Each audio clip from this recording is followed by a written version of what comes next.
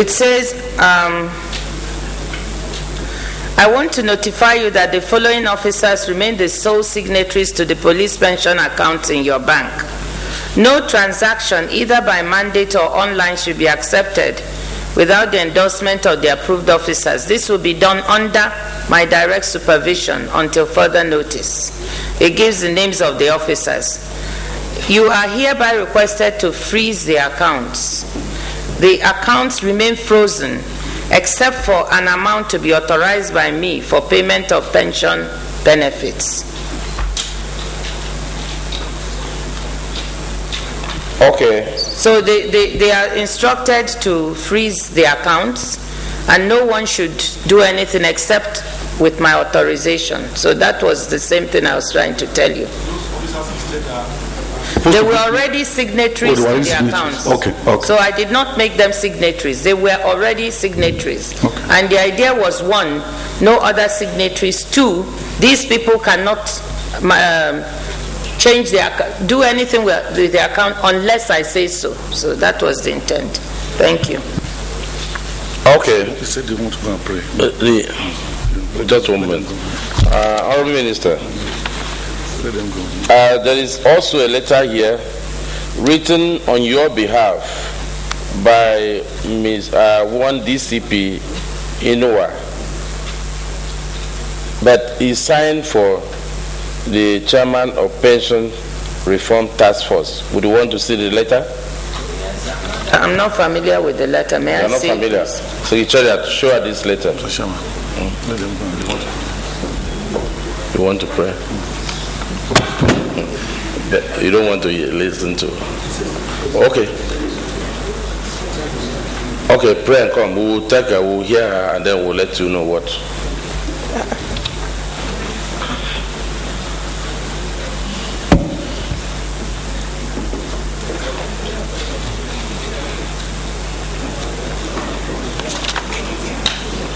I'm totally unfamiliar with this letter.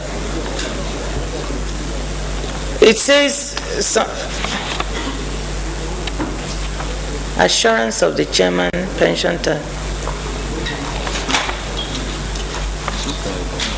It's not on my behalf. Well, It says it's on behalf of the chairman pension reform task team. Honourable Minister, Yes. look at the first paragraph and Yes, it that says, person is drawing authority from. with reference to the above matter, I'm directed to inform you that the Honorable Minister of Finance, in a letter reference this, has authorized the continuation of the police pension reform. I'm not familiar with this. I'm further directed to inform you that Mr. A.A. Mena and the members of the task team, by leave of Mr. President, have been directed to continue with the restructuring of the police pension office until the exercise is fully completed. This is misquoting the president. Okay, so that person not writing on your behalf because he's quoting you by the leave of the president.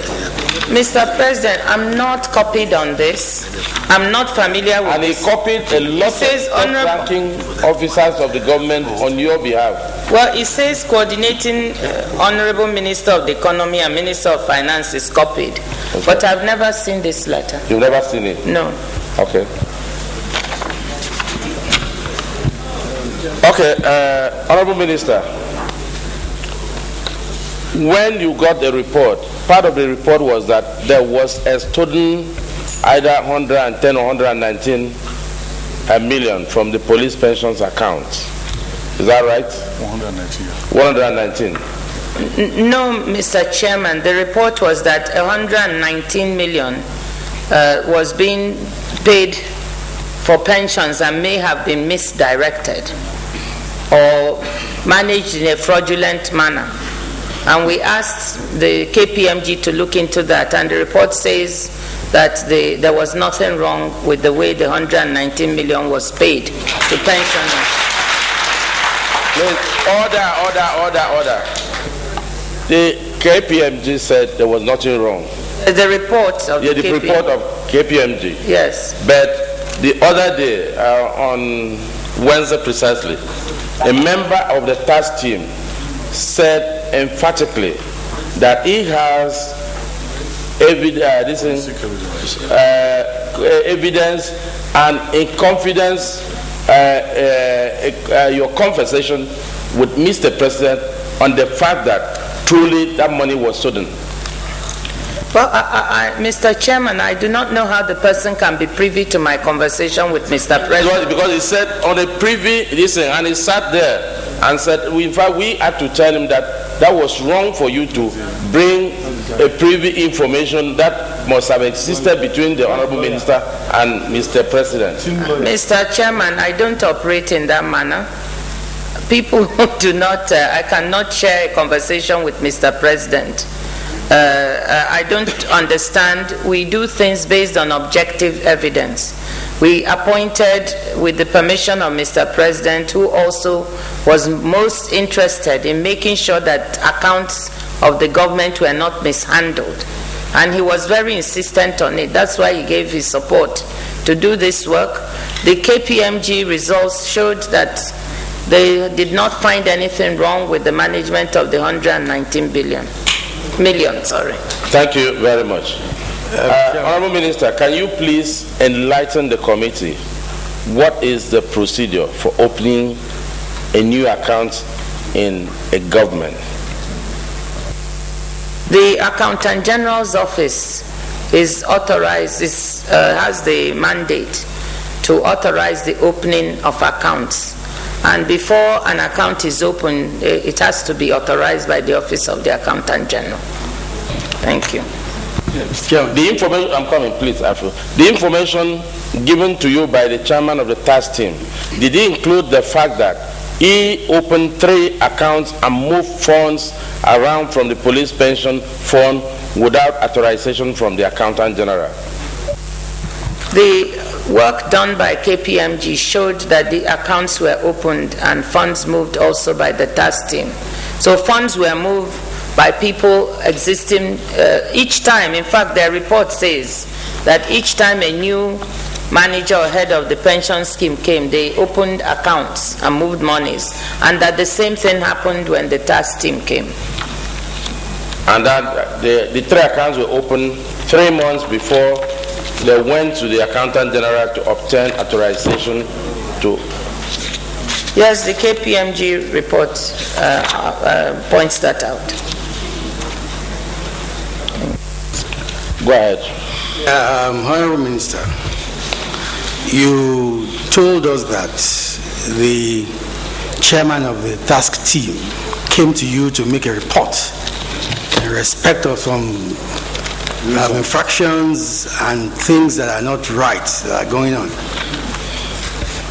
And you are aware of the fact that this team was set up by the office of the head of service.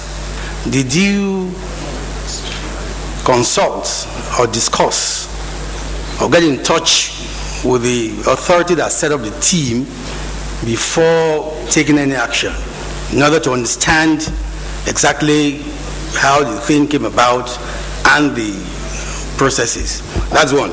2, one of the problems we do have in this country is that infractions and fraud and actions that are not supposed to be taken are not punished adequately.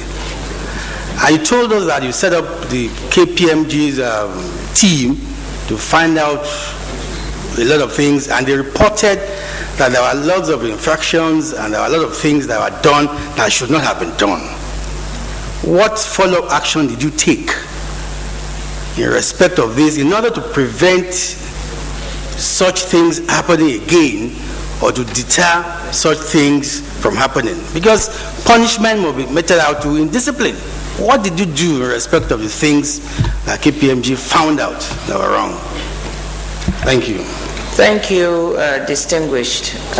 First, did I discuss with the head of service before freezing the accounts? The answer is no. As Minister of Finance, the moment I get a report that something fraudulent is happening with public money, my first action is to halt that and then try to find out how we got there. And that's exactly what I did. My feeling was that if I had waited, in fact, it was that same morning I stopped all my meetings in order to take this action.